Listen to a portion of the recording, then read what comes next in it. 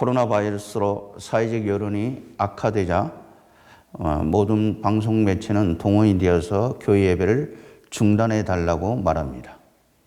그러나 한 가지 분명한 사실은 사회적 요구에도 불구하고 우리가 예배를 중단하는 것은 별개의 문제라고 생각합니다. 왜 그럴까요? 그것은 오늘 본문에 볼 것 같으면은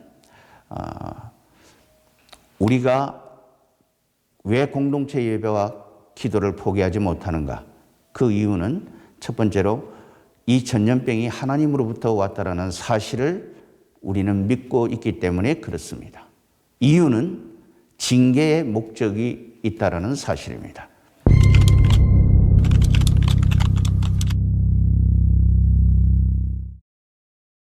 그것이 내 말이 아니라 본문 13절에서 그렇게 기록했는데 본문 13절에 보면은 혹 내가 하늘을 닫고 비를 내리지 아니하거나 혹 메뚜기들에게 토산을 먹게 하거나 혹 전염병이 내 백성 가운데 유행하게 할 때 하나님은 징계의 수단으로 세 가지를 말합니다.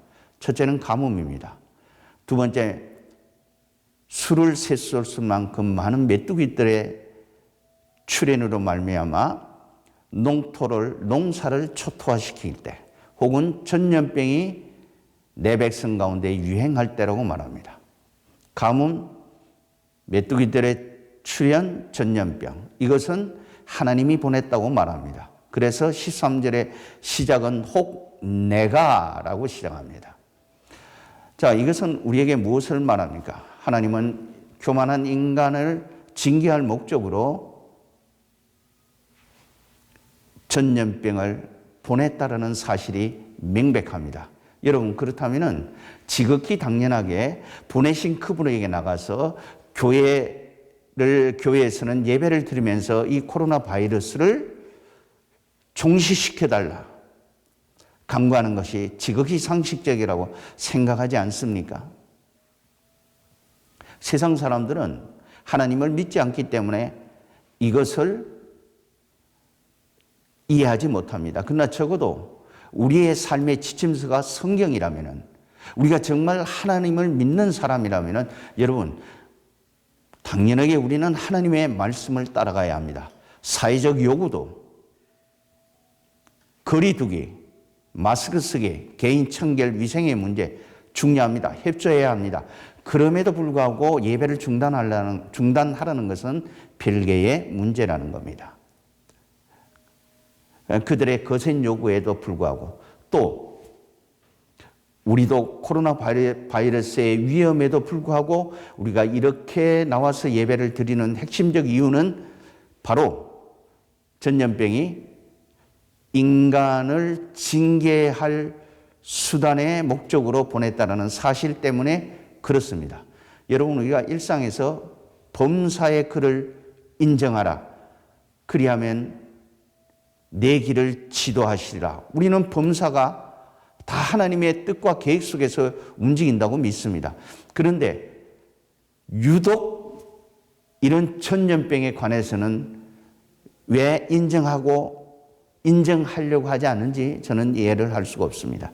여러분, 우리 사회의 거센 요구에도 불구하고 우리가 한 가지 분명한 사실은 이 전염병은 교만한 인간을 심판하기 위해서, 징계하기 위해서 보냈다라는 사실을 우리가 믿기 때문에 사회의 요구에도 불구하고 거센 비난에도 불구하고 우리는 나와서 예배를 드립니다. 만약 이것을 여기에 대한 질문을 할 때 우리가 정확하게 답을 못한다면 그들은 우리를 향하여 말할 것입니다.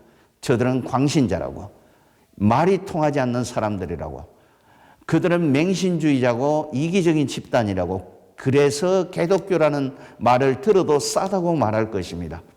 왜 그럴까요? 그들은 하나님을 믿지 않기 때문에 세상적인 방법으로 해결하려고 합니다. 백신 개발, 치료제 개발 다 중요합니다. 중요하지 않다는 게 아니에요. 그러나 그보다도 본질적이고 근본적으로 치료는 하나님이 해 주셔야 된다는 사실을 우리는 믿기 때문에 우리는 하나님 앞에 나와서 예배를 드리며 이 코로나 바이러스를 종식시켜달라고 간구하는 겁니다. 이것이 우리가 공동체 예배를 포기하지 못하는 첫 번째 이유입니다. 한 걸음 더 나가서 왜 우리는 공동체 예배와 기도를 포기하지 못하는가?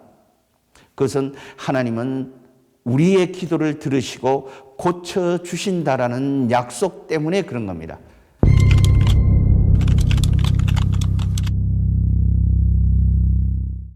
그것이 본문 14절에 이렇게 기록하고 있습니다. 내 이름으로 일컫는 내 백성이 그들의 악한 길에서 떠나 스스로 낮추고 기도하여 내 얼굴을 찾으면 하늘에서 듣고 그들의 죄를 사하고 그들의 땅을 고치겠다고 말합니다. 그렇습니다. 하나님은 어느 곳에든 안 계시는 곳이 없습니다. 그럼에도 불구하고 하나님은 특별한 장소에 특별한 임재를 통해서 특별한 응답을 해주시겠다고 성경은 약속합니다. 그것이 어딘가? 우리는 교회라고 믿습니다. 성전이라고 믿습니다. 우리가 성전을 교회와 동일시한다는 것은 결론적으로 저는 이렇게 생각합니다. 교회는 가르칠 교자 모일 해자입니다. 배움의 장소, 배우기 위해서 모여드는 사람들, 그것이 교회랍니다. 그게 한문으로의 교회의 의미입니다. 우리가 헬라어의 중요한 단어는 에클레시아, 세상으로부터 부름받은 사람들의 공동체. 바꿔 말한다면은 하나님의 백성들의 공동체가 교회입니다. 우리는 이 교회 안에서 기도를 통하여 여러 가지 응답을 받습니다. 문제 해결의 응답, 병곤 치매의 응답, 여러 가지 응답을 경험할 때마다 그는 성령의 역사라고 말합니다. 여러분, 그렇다면은 교회가 성령의 역사가 일어나면은 성전이 아니겠습니까? 굳이 교회와 성전을 나눌 이유가 어디 있겠습니까? 저는 이렇게 생각합니다. 성령의 역사가 일어나지 않는 곳은 단순히 그냥 배움을 가르치는 장소로서에 불과하고 성령의 역사가 일어난다면 나는 그걸 성전이라고 믿습니다. 그래서 우리는 공동체 기도를 포기하지 못하는 겁니다. 여러분, 우리가 기도한다는 것은 어떤 의미입니까? 답은 간단합니다. 기도하는 그 제목에 대한 하나님의 주권을 인정하는 고백입니다. 그래서 모든 언론 매체가 월요일 날 예배를 중단해야 된다고 요구하고 있을 때 똑같은 날 미국 트럼프 대통령은 국가 기도의 날을 선포하면서 트럼프는 이런 코멘트를 남겼습니다. 여러분, 이 코로나 바이러스가 속히 종식될 수 있도록 우리 하나님 앞에 기도하자고. 여러분, 미국이 우리만큼 몰라서 기도하자고 말했겠습니까? 아닙니다. 기도는 트럼프가 기도하자고 요구하는 것은 근본적이고 본질적인 치료는 하나님 손안에 있다는 것을 고백하기 때문에 국가 기도의 날을 선포하고 모든 국민들에게 기도를 요청한 겁니다. 이렇듯이 우리는 기도를 통하여 얼마든지 하나님이 이 코로나 바이러스를 종식시킬 수 있다고 믿습니다. 백신 개발도 중요합니다. 치료제도 중요합니다. 그러나 한 가지 우리가 분명하게 알고 있어야 되는 것은 그런 병원체가 질병의 원인은 계속 변하고 있다는 사실입니다. 따라서 본질적으로 치료는 하나님이 해 주셔야 된다는 말입니다. 그래서 우리는 기도하는 겁니다. 결론은 이런 겁니다. 왜 천년병의 출현이 하나님의 징계수단이라고 말합니까? 세상 사람들은 이렇게 말합니다. 코로나 바이러스의 출처가 박쥐라고 말합니다. 그러나 우리는 압니다. 그는 세상 사람들의 논리고 코로나 바이러스의 출처가 하나님은 박쥐를 통하여 교만한 인간들을 심판한다고, 징계한다고. 그래서 박쥐를 통해서 코로나 바이러스를 보냈다고. 그래서 14절에서 내 백성이 낮추라고 말합니다. 교만하지 말라고 말합니다. 악한 길에서 떠나라고 말합니다. 그럴 때 하나님은 본질적으로 치료해 주시겠다고 말합니다. 우리가 성경을 해석할 때 한 가지 원칙이 있습니다. 그것이 뭐냐면은 최초 언급의 법칙이라는 것이 있습니다. 이게 무슨 말이냐면은 전염병이라는 단어가 성경에 어디에서 제일 먼저 사용되었는가? 어느 책, 어느 구절에서? 그리고 그 구절의 앞뒤 문맥을 보고 그 구절을 보면은 이 출처가 어디이고 어떤 의미로 쓰여졌는가를 알 수가 있습니다. 그래서 출애굽기 5장 3절에 제일 먼저 전염병이라는 단어가 나왔습니다. 거기 보면은 이런 내용입니다. 모세가 바로 왕에게 가서 내 백성을 보내달라. 내가 이 백성과 더불어 함께 나가 저 광야에서 우리 하나님 앞에 나가서 제사를 드리겠다. 만약 그렇지 않는다면 여호와께서 전염병을 보내서 우리를 치실까 두렵다고 말해요. 여기서도 출처가 여호와라고 말합니다. 여러분, 전염병이라는 단어를 성경에 찾아보면 거의 이런 구조로 되어 있습니다. 여호와 하나님이 전염병을. 그러니까 결론적으로 이런 겁니다. 이 전염병의 출처가 하나님이라고, 그것은 징계의 수단으로 보냈다. 그러니까 바로 왕이 그 얘기를 듣고 이렇게 반응합니다.